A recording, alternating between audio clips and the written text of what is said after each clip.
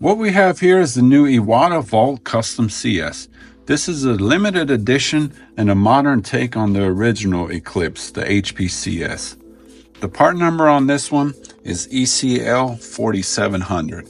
Now I'm just going to open it up and do a quick breakdown and unboxing of what comes in this airbrush and the differences between the newer and the older version. Now first, I do want to mention most of the Iwata brushes that come in their case do have these little stickers on both ends. So if they are open when you receive your airbrush, then someone has been in it before, or at least it's been opened up. So keep that in mind when you do purchase a new airbrush.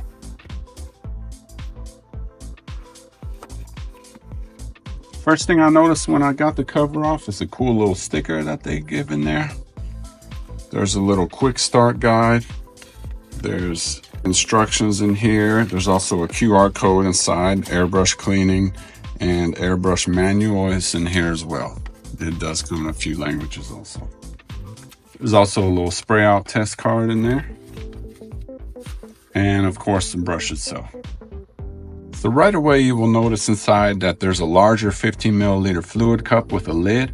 This is perfect for medium to large scale applications. The next thing that sticks out right away is the dual cutaway design of the handle.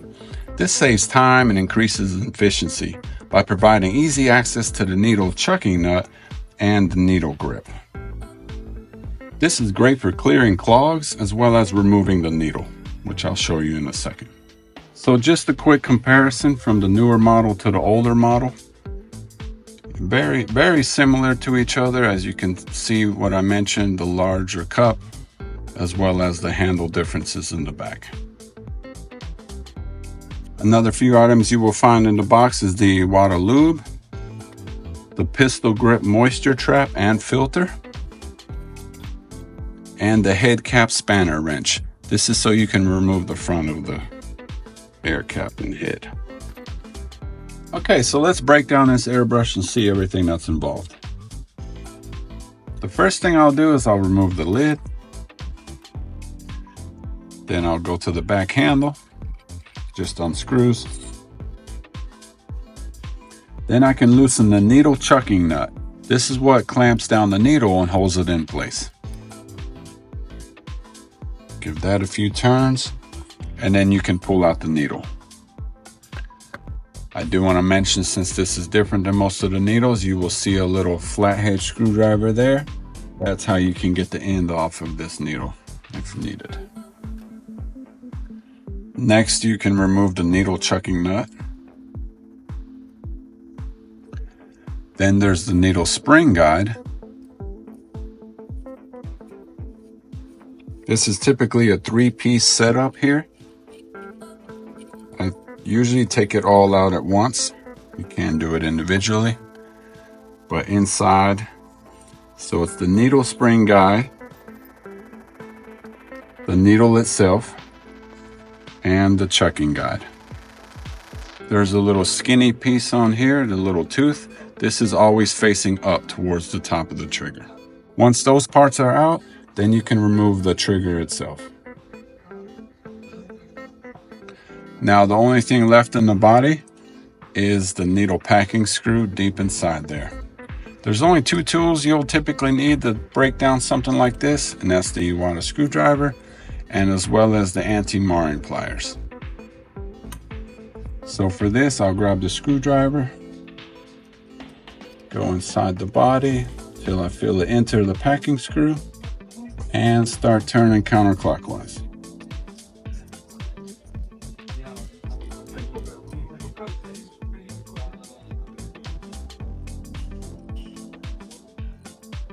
Usually it comes off on the screwdriver itself, but this time it just fell out.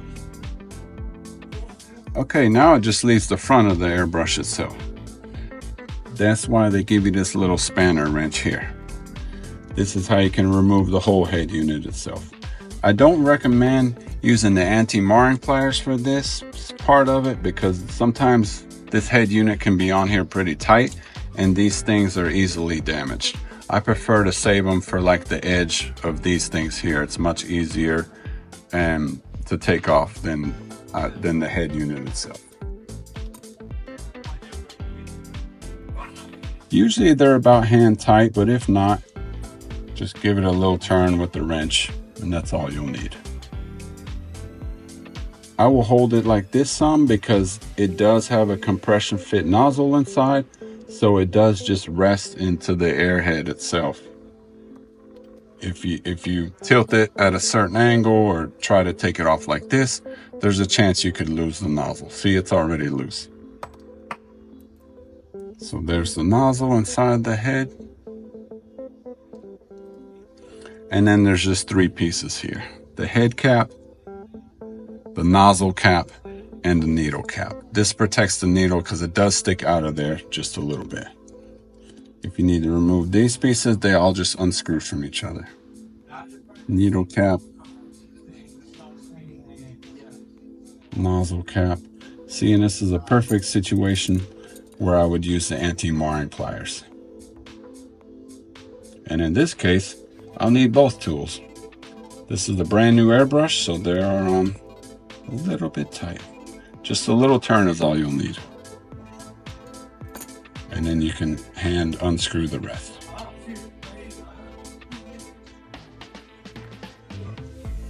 And there's all your pieces here. Preferably you want to put them a little bit in order, not just all over the place. If it's your first time doing it, it will help you remember exactly where they go and have it situated for you. Now I've laid all the pieces out like this in this fashion because if you don't break down airbrushes often, you might lose track or forget where all the parts go. So I like to kind of set them down in the same way that I took them off. That way I kind of remember how to put them back together. So now it's just reassembly of the brush. I like to start with the front end. I'll take the needle cap and the nozzle cap, screw those back together. Then you can install it on the head cap.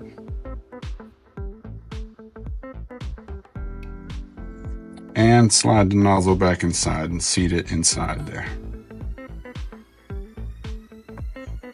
Now you can put it on the front of the airbrush itself, counterclockwise till you feel it catch, and then clockwise till it's tight.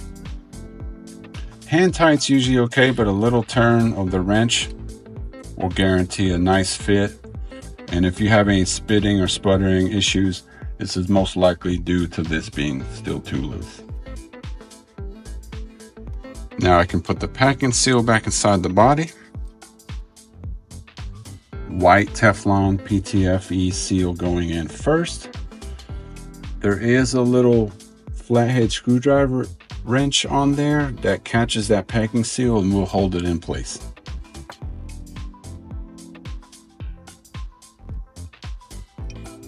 Put it back inside the body, give it that counterclockwise turn till you feel it click. And then clockwise, just hand tight. You don't want to overdo it or the needle won't move like it should.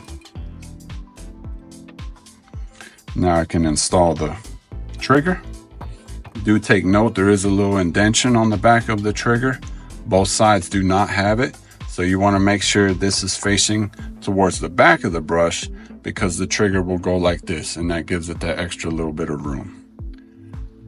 This particular model has a piston on the bottom of the trigger, so you want to make sure you line that up inside the body and get it down in that air valve housing first.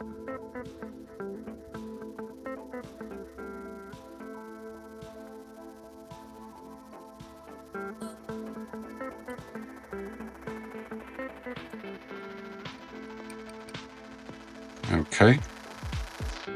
Now I'm going to reassemble the needle spring guide and area. Just grab the chucking guide, put the needle spring back on. Then you can grab the spring guide, which holds that in place and provides the tension for it.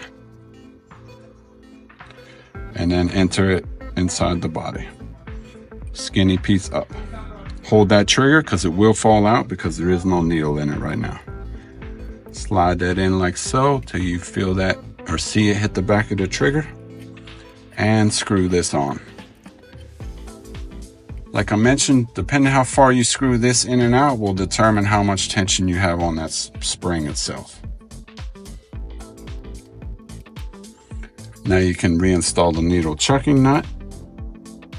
Not completely, because you still have to put the needle in. If you tighten it down all the way right now, it will clamp this down and you won't be able to get the needle inside. Now you can reinstall the needle, just being very careful there. Till you feel it hit the end. You don't want to press too hard. Now you can tighten the clamping nut. And almost last but not least, the back handle. And one part still sitting here, the lid. And there you go, easy breakdown, easy put back together.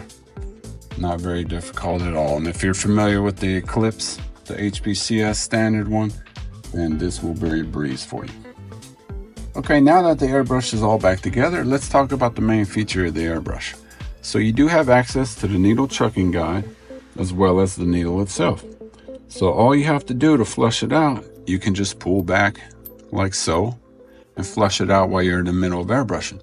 And you don't have to take the back handle off either to get the needle out. You just loosen the needle chucking nut and then grab the back of the needle like so.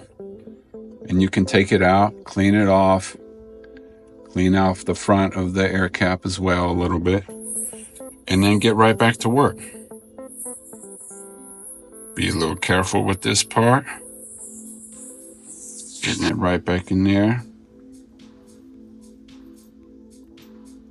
All the way to the end, and retightening chucking nut, and you're all set and ready to spray again. I also want to see how much paint this thing will hold. So let me move some of this stuff out of the way here. Grab this little pad because I don't want to spill any paint. And just kind of fill this cup up just to see. I know it says 15 milliliter cup, but I would like to see it myself, how much this was hold. This is a New World's Iwata paint here. It's a 1 ounce. I'm just gonna fill it up there.